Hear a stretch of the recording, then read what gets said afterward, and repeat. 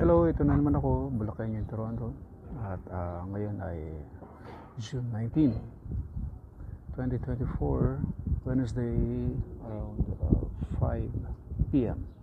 So, special day tong araw na to kasi hindi lang ito yung 163rd birth anniversary ng ating pamasambayan na si Dr. Sersa ngayong June 19. Pinanganak siya noong 1861. Ito rin kasi ang araw ng pagdating na aking isa sa matalik na kaibigan, best friend ko, si Vilma Santos Milian.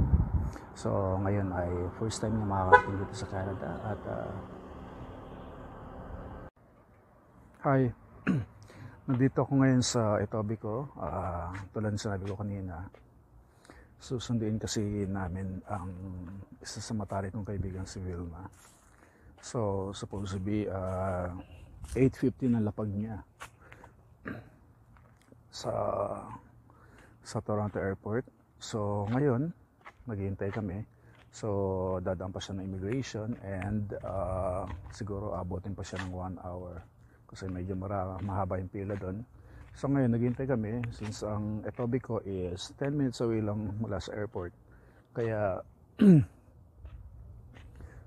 mga around 9 o'clock pa kami pupunta doon. Mamaya sasalubungin natin si Vilma. Tingnan natin kung ano yung maging impression niya ng Canada. First time niya magpunta dito sa Canada. And first time din niyang magpunta sa US. So medyo tamang-tama lang. Sabi ko sa kanya, huwag mo na siyang magdala ng mga jacket kasi 31 degrees dito. Sobrang init ngayon dito sa Canada. Mainit ngayon. So ayan, medyo umuulan, medyo umaambon-ambon na. Ngayon naglalakad ako dito sa Hinton Road. Dito malapit sa bahay na tutuluyan ni Vilma. So yan, itong ating lugar.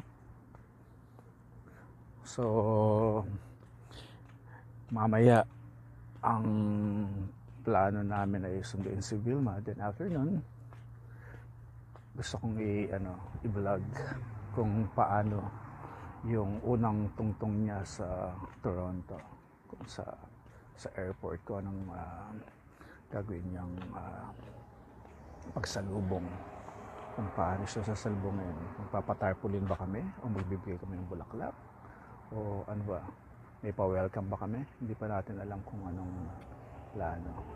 So kapag nandito na siya, ang plano ko is siguro ipapasyal ko siya sa downtown. Tuturuan ko siya kung paano sumakay ng bus at sumakay ng subway, ng tren. Then pupunta kami sa CN Tower. Saan pa ba kami pupunta? Yung yata alam ko, basta downtown. Siguro i-google ko pa, i-search ko pa kung saan pa yung mga magagandang lugar na pwedeng puntahan dito sa Toronto. So abangan na lang natin.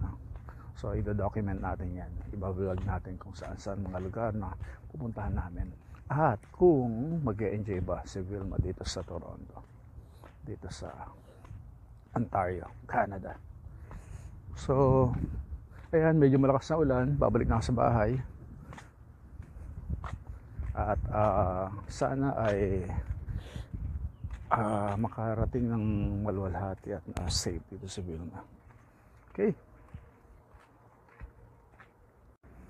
Hello. Today is 9:21 p.m. at ngayon ay papunta na kami sa YYZ, sa Toronto Pearson Airport, para sundin ang aking kaibigan si Vilma. So nakalabas siya lumapag yung aeroplano mga 7 o'clock or 7:30. Then nakalabas siya ng immigration ng around 9 o'clock or mga 8:30 siguro. So ngayon pupunta na kami ngayon, 10 minutes away lang dito yung airport, kaya namin puntahan siya kaagad. Tingnan natin mamaya kung anong mangyayari. We will be there in 15 minutes. 12 minutes. Dalawang kilometro. Dumanas sa Belgium. Yan, gawin na kami to YYC Airport. Papunta na kami sa Toronto Pearson Airport para sabihin sa Wilma. It's actually 10 minutes away. Sa Banladet lang.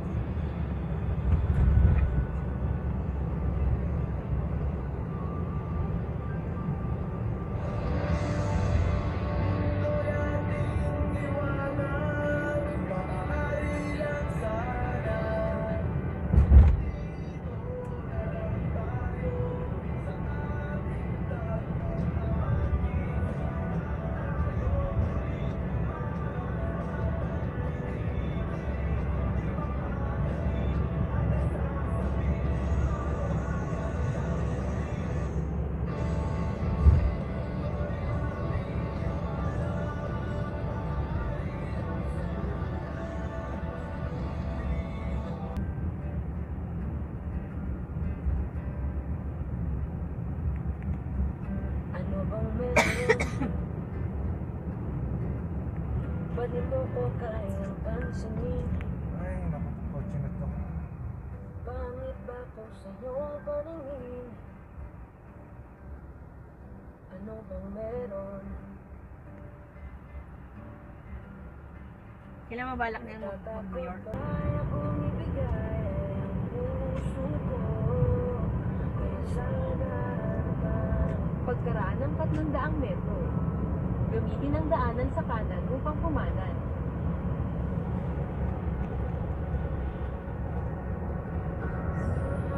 Ayan, papunta na malapit na sa airport. Pumanan sa Belgium Road. O hindi magkita-kanta eh.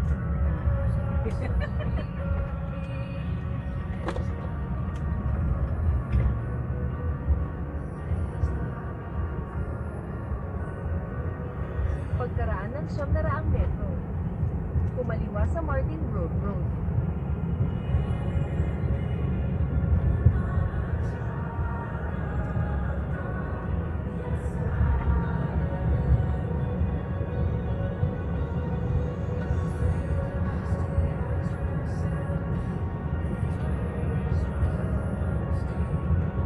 Anong number niya? Doon sa paglabas? Nandun siya sa ano yung YYC. Nandun ba siya? Oo. Pagkaraan ng Anong sa labas? 300 Paglalabas anong number? kumaliwa. Sa Dublin. Sa kanan. Papasok Mamaya, ka ba? tatawag ako mamaya pagka ano na, malapit na. Papasok siya. Kumaliwa sa Martin Road Road. Tapos gamitin ang daanan sa kanan upang lumabas sa kanan hanggang Highway 400 at Siyam na West. 400. Ako eh. Hapon. Gamitin ang Oo, daanan sa medyo kanan maliwanag upang pa nun eh. lumabas sa kanan hanggang Highway 400 at Siyam na West. Ah, tama. Parang tanghalian yata yun. Hapon na. Eh, madaling magkala. Madali yan ang bilhin.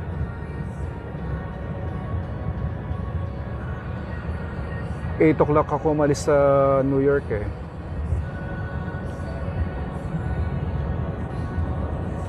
Ang bata. Pagkaraan ng 1.5 kilometro, manatili sa kaliwa hanggang Toronto Pearson International Airport. Na malapit na kami sa Toronto Pearson International Airport. Makikita na namin sa Wilma. Fresh Mountain, Philippines. Pagkaraan ng 1 kilometro, gamitin ang 2 daanan sa kaliwa upang manatili sa kaliwa.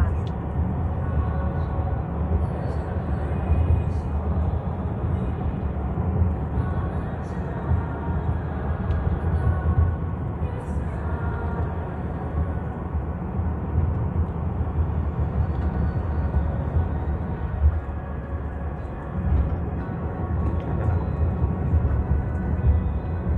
Yan ang Toronto Pearson. Civic ko.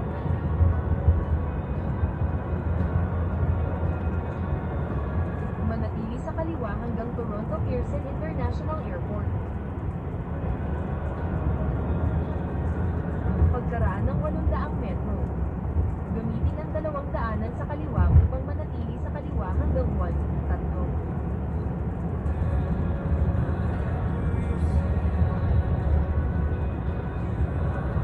Ayan, going to Airport Road. Terminal 3. Pagkaraan ng 300 Arrival. manatili sa kaliwa. Tapos lumabas sa kanan. Manatili sa kaliwa hanggang 1-3. Tapos gamitin ang daanan sa kanan upang lumabas sa kanan hanggang terminal 3. Terminal 3 na. Bilis lang. 2 minutes. Gamitin ang daanan sa kanan upang lumabas sa kanan hanggang terminal 3. Terminal 3.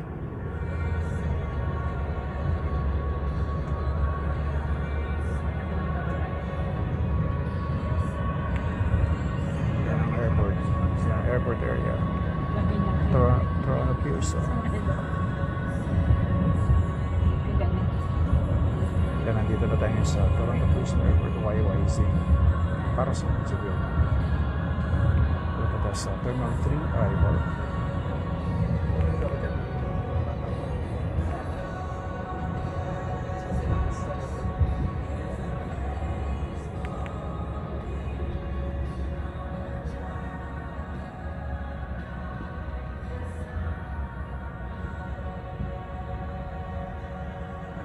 Medyo traffic na.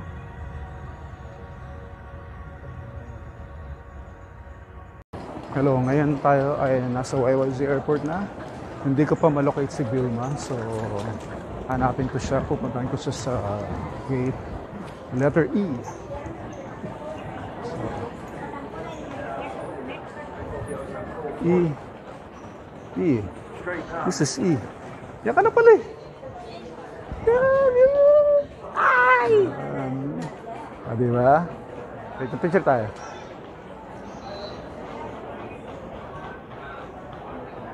Yan. Kumusta naman? Kumusta ang iyong ano? Okay naman. Kumusta? Safe naman? Safe naman? Tara. Yan. Ngayon lalabas tayo dito.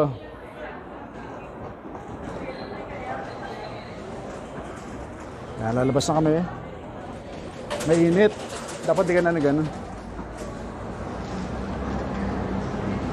Number 27. Ayan, welcome to Canada, Vilma. Ang init ngayon, no? 31 degrees. Pero pagkagabi dito, medyo lumalamig. Lumalamig na. Kumusta naman travel mo? Maayos naman. Ano siya, hindi siya... Hindi ma-turbulence? Nakatulog ka? Oo. So madje-jet lag ka kasi gabi na naman. Tulog ka. Nalito nga ako kanina, sabi ko, sir, ano sa'yo darating doon? Sabi niya, gabi na ngayon. Sabi niya gano'n sa akin, gabi na dito. Kumusta mga pagkain Pangapatan niya na to Japan? eh. Masarap naman. Kaya lang di Ako- ako nalagay sa ano eh. Ako Japan, Business okay class lang yun. Mura na yun, no? Magkano binayad mo? eh. 60? Hindi, may ano yun, may marerefund ako kasi na-downgrade ako eh. Ah. Pero magkano ba nilabas mo doon? 19. 19 lang? Grabe, no? 19? Pero mga 200,000 ng ano yan. 200,000 ng round trip dito. Tapos 19 lang. Yan. So,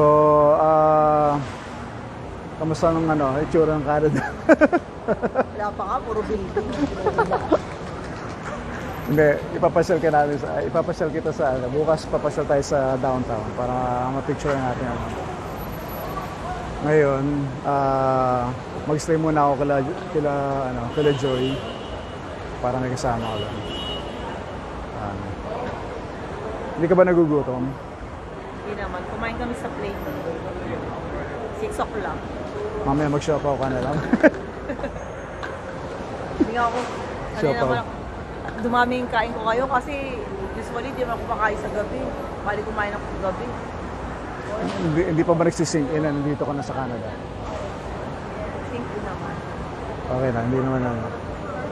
Hindi Nakaka-nervous kanina nung ano namin, lahat kami kinakabahan kung masasakit kami o hindi. Sabi kaya. Sino sumunod? Sila po. Anong ginamit mo sa sakyan? Yung van po, pagdating niyo po, umalis kami. Akagad. Nakapag-ginakid kayo. That's good. Di sige. At Medyo magulo ng konti bahay Matalik na namin. kaibigan ko po, si Bill. Ah, ganun ba? Oh, good. Good. Siya ang aming bagong pastor. Opo. Kaya dukatin na. Sa ano ah? Hindi sa Kipli. Naka-record ka, Ay, sorry. naka-record ka. Kahit saan mo gusto. Kumain ka na ba? Ay, kumain pa ako sa plane. Ah, sa plane. Ayan. Oh, sige. Si Mami Yoli Turgo. Kahit nasa tutulog. Natutulog na yun. Sige. Salamat po, Pastor. Okay, sige.